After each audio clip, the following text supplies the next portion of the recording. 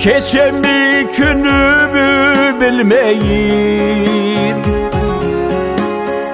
ayağım baskanı görmeyin. Yaşa yedim seni körgelli, sıfatın canıma tigelli. Yüzgen şatengizde kemesiz, bargan gibi gatta cügensiz. Bara yedim caşav yolunda, azat yaşlığımı koynunda. Kar sözün kölüme köletken, kesin çahar yuvet kölekken. Avazın bulbulunu cırıtacak, bir subay salların nızıtacak. Saçların ayazdan çaykalar, katıma sen gelsen hüyalar. Suklanayım kesime, ayırıp seni sügenime.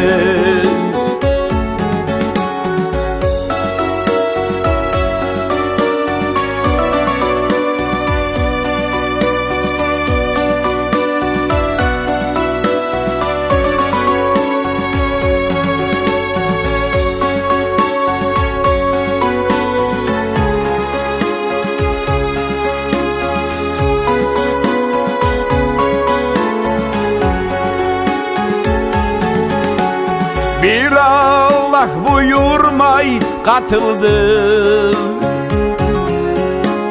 bizni yolumuzu ayırdı. Mutkuz bolgan et jargayım,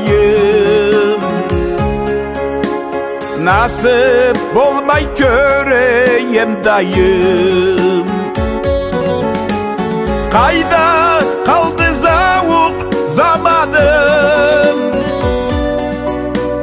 canımı cılıtkan karamın. Sıfatın bulcuta kölümün, aşırama talay günümün.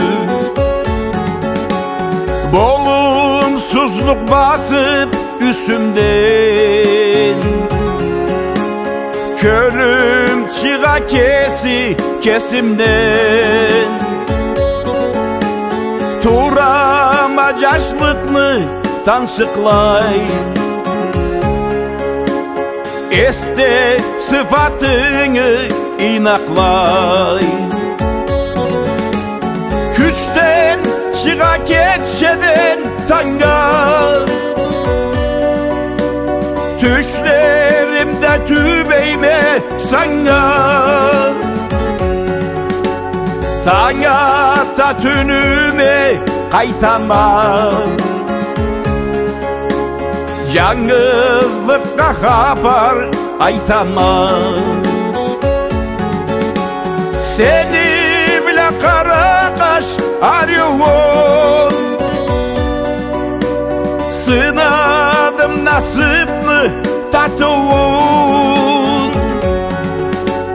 Ay carık necabıp üstüme, ben barama senge düşüme. Ay carık necabıp üstüme, ben barama sana düşüme. Ben barama sana düşüme.